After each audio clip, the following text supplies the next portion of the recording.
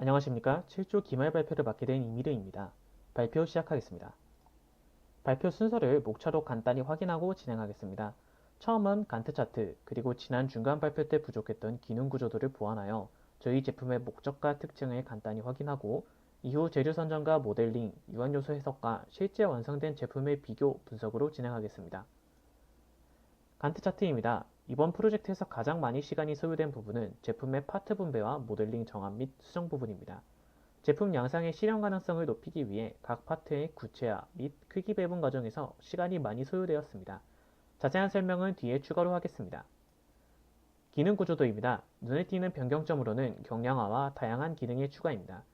아쉽게도 실제 결과물에서는 해당 기능을 전부 구현하지 못하고 일부 구현하였습니다. 그러나 핵심적인 1차 목표는 다양한 기능을 추가하여 경량화를 통해 무게를 원본 모델과 비슷하게 유지하여 상대적으로 저렴한 다기능 보행기를 구현하는 것이었습니다. 무게를 경량화하더라도 접근성이 좋은 제품을 만들기 위해서는 내구성이 좋고 가격이 낮은 재료를 선정하는 것이 중요합니다.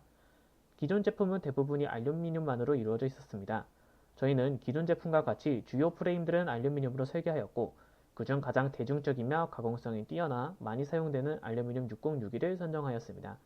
이는 이미 자전거 프레임에서 많이 사용된 재료이기 때문에 신뢰성이 높습니다. 탄소 섬유는 같은 무게의 알루미늄보다 훨씬 강한 고성능 재료입니다. 가격이 매우 높은 재료이다 보니 접근성이 낮으며 고급 보행기나 자전거 등에 많이 사용되는 재료입니다.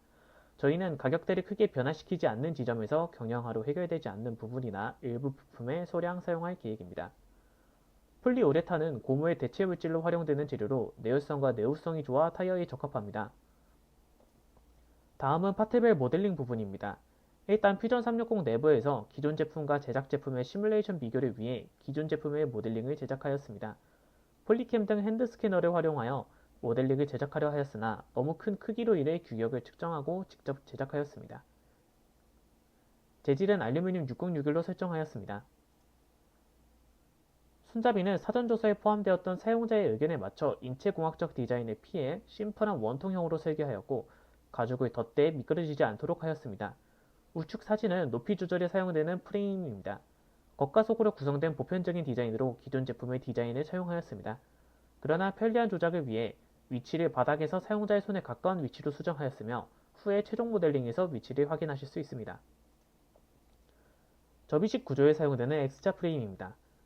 양쪽 높이 조절 프레임이 평행을 이룬 채로 가동을 하며 충분히 벌어지면 그 사이에 사용자의 몸이 들어갈 수 있는 구조입니다. X자 프레임의 아래쪽은 높이 조절 프레임의 핀 결합으로 연결되어 구동하며, 위쪽은 거치대에 걸려 목표 너비 대략 50cm 이상으로 가동되지 않도록 설계하였습니다. 각도 조절 프레임은 시중에서 보이는 전동 킥보드의 디자인을 차용하였습니다. 초록색 부분에 핀 조인트를 결합되고 잡아당기면 스프링의 힘으로 복구되는 고정핀을 결합하여 조작이 가능하도록 설계하였습니다.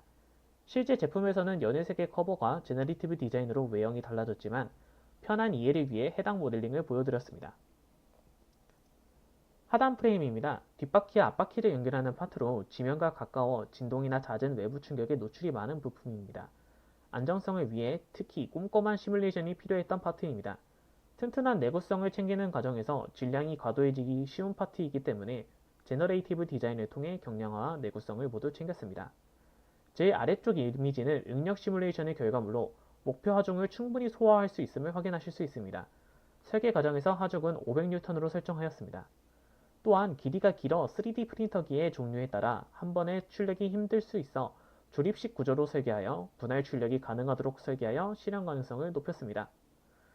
외적으로 레이스 모양의 디자인을 통해 독특한 아름다움을 챙겼습니다. 앞바퀴를 보조하는 바퀴 커버입니다. 일명 포크로 지칭되는 부품으로 질량이 크고 지면과 운행 방식에 따라 여러 가지 각도로 힘을 받는 부품으로 안전한 운행을 위해 제너레이티브 디자인을 진행하였습니다. 71% 경량화가 되었으며 응력 시뮬레이션 결과에서도 전체적으로 안정적인 모습을 보여주었습니다. 세부 사항으로 바퀴와 커버 사이에 넉넉한 공처를 주어 이물질이 낄 것을 방지하였습니다. 앞바퀴는 사전조사에 실린 논문에 따라 편리한 운행을 위해 기존 허이라의 직경보다 큰 13.5cm로 설계하였습니다. 이에 따라 커진 질량을 감소시키기 위해 제너레이티브 디자인을 통해 경량화를 진행하였습니다. 시뮬레이션 결과에서 변형이 강한 모습을 확인할 수 있습니다. 제너레이티브 적용 이후 타이어 표면에 마찰력을 주기 위해 트레드 패턴을 적용했습니다. 여러 가지의 트레드 패턴 종류 중에서 조종성, 안정성, 구동력을 고려해 리브러그형 패턴을 채택하였습니다. 최종 모델링입니다. 너비는 571/830mm이며 높이 조절은 780에서 1000mm까지 조절이 가능합니다. 이는 보잉기 설계에 적합하다는 사용자의 평균 신장의 비례인 780에서 920mm보다 넉넉한 높이입니다. 접이식 사이즈는 기존 제품보다 얇고 길어져 좁은 창고나 트렁크에 보관이 용이하도록 변경되었습니다. 하중은 기존 제품과 동일한 100N을 100kg을 버틸 수 있도록 설계하였습니다. 제품의 총 질량은 3.5kg입니다. 유연요소 해석은 사용자가 정상 운행할 경우, 접이식 의자에 앉을 경우, 문턱과 같은 장애물에 충돌할 경우로 총 3가지 상황에 따라 진행하였습니다. 첫 번째 케이스입니다. 일반적으로 의료보조기기 제품의 최소 안전계수는 2로 설계됩니다. 해당 해석을 보시면은 높이 조절 프레임에서 분할 출력을 위해 조립식으로 설계한 지점에서 2에 살짝 못 미치는 1.954의 안전계수를 가지는 것을 확인하실 수 있습니다. 실제 제품을 출시할 경우 해당 지점에 용접 등의 후처리 작업을 통해 보완해야 함을 확인할 수 있었습니다. 다른 파트에서는 안정적인 모습을 보여주고 있습니다. 두 번째 케이스입니다. 저희는 X자 프레임 위에 직물로 이루어진 의자를 구성하여 접이식 의자의 역할도 수행할 수 있도록 설계하였습니다.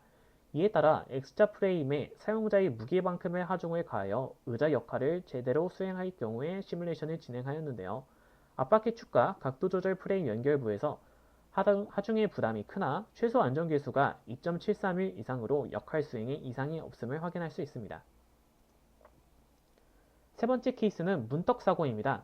실제로 운행된다면 정상적인 운행만 고려하여 설계할 경우 예상치 못한 사고에 취약할 수 있습니다. 이를 대비해 설계 과정에서 여러 방향의 힘을 고려하여 설계하였고 문턱과 같은 장애물의 충돌 시뮬레이션을 진행하여 안정성을 테스트해 보았습니다. 결과를 살펴보자면 상단 프레임이 앞으로 처지고 상단 하단 프레임 접합 지점에서 파손이 예측되었습니다. 만약 앞에 강한 충격이 발생하여 파손이 발생할 경우 사용자의 힘이 실린 상단이 앞으로 젖혀지는 형태로 파손이 발생하는데 균형 감각이 부족한 노인들에게는 순간적인 쏠림에 반응하기 힘들기 때문에 위험한 파손 방식입니다. 이 문제는 추후 해결해야 할 과제로 나왔습니다. 저희 조는 학교 내 운영 가능한 3D 프린팅의 한계로 인해 실제 크기의 제품을 출력하지 못하고 축척 버전을 출력하였습니다. 이에 따라 실제 성능을 확인하는 데 제약이 생겼는데요. 정확한 결과값은 아니지만 대략적인 파손 예측과 주행 성능을 비교하기 위해 기존 제품의 축척 버전도 출력하여 둘을 비교하였습니다. 두 제품의 주요 구성 성분은 알루미늄 6061로 동일하며 일부만 카본으로 차이가 나기 때문에 동일한 재료와 축척 비율로 출력하여 성능 차이를 대략적으로 비교할 수 있었습니다. 하중 시험입니다. 목표 재료가 아니지만 구조의 안정성을 파악하기 위해 진행하였습니다. 양쪽에 동일한 무게의 추를 번갈아 추가하고 제품의 파손이 발생할 때까지 반복합니다. 이때 추는 무거운 추부터 가벼운 추순으로 추가하여 정확한 하중을 비교합니다. 계량 부품에서 먼저 파손이 발생하였으며 파손 지점은 시뮬레이션과 동일한 지점, 이쪽 이음부, 접합부 쪽에서 발생하였습니다. 이를 통해 보강해야 할 지점과 시뮬레이션의 정확성을 확인할 수 있었습니다.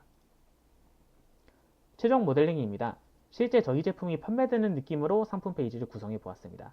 제품명은 프로젝트 7 KIT 워커로 색감은 밝고 따뜻한 색감의 상하색 컬러링을 입혔으며 희망 가격은 7만원으로 저가형 기존 제품 CMK001보다 추가된 카본으로 인해 가격이 상승했으나 다기능 고가형 보행기의 최저 가격인 10만원보다 저렴한 가격을 형성하였습니다. 제품 무게는 기존 2.75kg에서 3.5kg으로 소량 상승하였습니다. 고가형 보행기와 비교하자면 고가형 보행기의 평균 무게 5.5kg보다 감량에 성공했습니다. 고가형 보행기보다 저렴한 가격으로 접근성이 좋으며 심미적 디자인으로 다른 보행기와의 차별점을 가질 수 있었습니다. 또한 간편한 조작으로 쉽게 접을 수 있습니다. 제작 후기입니다. 플래시 포이즈 어드벤처 3와 클리어리티 엔더를 병용하여 제작하였습니다. 선정 이유로는 플래시 포이즈 어드벤처 3의 기기의 수량이 많아 출력을 자주 하고 수정하기 적합하였으며 어드벤처 3의 규격을 벗어나는 출력물, 예를 들어 X자 프레임을 출력할 때 엔더를 활용하였습니다. 출력 과정 중 여러 문제가 발생하였는데요. 모델링한 개량 제품을 프린터기의 규격에 맞춰 축척하여 뽑는 과정에서 축척을 고려하지 않았던 공차로 인해 출력물끼리 붙는 상황이 발생하였습니다. 결국 축척을 고려하여 공차를 더 크게 설정하여 해결하였습니다. 또한 여름이 시작되며 기온이 올라 계절에 따라 적절한 히팅베드의 온도를 설정하여야 했으나 처음에 이를 고려하지 못해 출력물의 표면이 거칠어지고 거미줄 같은 찌꺼기가 남는 문제가 발생하였습니다. 이후 벤처 창업간의 3D 프린터 전문가의 도움을 받아 히팅베드의 온도를 수정하여 깔끔한 출력물로 대체하였습니다. 저희 제품과 기존 제품의 쉬운 비교를 위해 표를 작성하였습니다. 재료 예산은 카본으로 인해 저가형 보행기에서 만원 정도 상승하였습니다. 카본 사용으로 인해 상승할 제작 비용까지 고려하면 총 판매 가격은 7만원으로 예상하고 설정하였습니다. 이 가격은 다기능 보행기보다는 훨씬 저렴하지만 저가형 보행기에서 2만원 정도 상승한 가격입니다. 총합 무게는 저가형 기준 0.75kg 상승하였으며 고가형에 비해 매우 가벼운 무게입니다. 새 모델 전부 100kg 하중까지 견딜 수 있도록 설계되었으며 KIT 워커는 CMK001에 비해 의자의 추가, 바퀴의 마찰력과 접이식 구조, 높이 조절 기능의 개선이 포함되어 있습니다.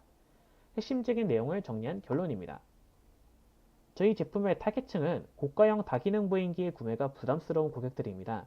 기존 저가형 보행기는 이미 최적화된 디자인으로 획기적인 경량화가 힘든 구조였습니다. 그러나 그만큼 빠진 편의 기능이 많았습니다. 대표적으로 의자와 힘든 높이 조절 등이 있었습니다. 그렇다면 저가형 보행기에 편의 기능을 수행할 최저한의 부품을 추가하고 늘어난 무게만큼을 경량화하여 가격대를 낮추어 저가형과 고가형 다기능 보행기 사이의 시장을 노리는 것입니다. 경량화를 하기 위해 3D 프린팅과 제너레이티브 디자인을 적극 활용하였고 고객의 눈을 끌기 위해 독특한 스타일의 디자인으로 차별점을 두었습니다. 결론적으로 목표로 한 가격들을 이루었으며 저가형 보행기 기준 무게 상승을 최소한으로 이뤘으며 고가형 기준으로 41% 경량화하였습니다. 또한 목표로 설정한 추가 편의 기능 중 일부를 구현 성공하였습니다. 한계점으로는 낮아진 내구성입니다. 다양한 기능을 추가하고 무게를 유지하기 위한 경량화 과정에서 불가피하게 하중 부담이 커지는 부품들이 생겼고 이 때문에 상단 프레임의 접합부에서 내구성이 낮아졌습니다. 또한 전자식 브레이크의 경우 해당 과목과 적합하지 않는 주제이며 시간 부족으로 인해 구현을 미루게 되었습니다. 추후 해결할 과제로 앞에서 이야기했던 상단 프레임 접합부의 개선이 필요합니다. 이는 축척을 위해 분할하여 뽑는 과정으로 인해 발생한 문제이기도 하여 실제 제품에서 어떠한 양상으로 파손이 발생할지 좀 더 연구가 필요합니다. 또한 파손을 대비한 프레임 개선이 필요하며 전자식 브레이크의 구현 또한 챙겨야 합니다. 이번 프로젝트는 단순히 새로운 보행기를 만드는 것에 그치지 않고 3D 프린팅 기술을 실제로 적용해보는 값진 경험이었습니다. 이러한 시도를 통해 우리는 기술적인 역량을 한층 더 발전시킬 수 있었으며 삶의 윤택함을 증진시켜줄 새로운 제품의 개발 경험도 겪었습니다. 이상으로 발표를 마치겠습니다. 감사합니다.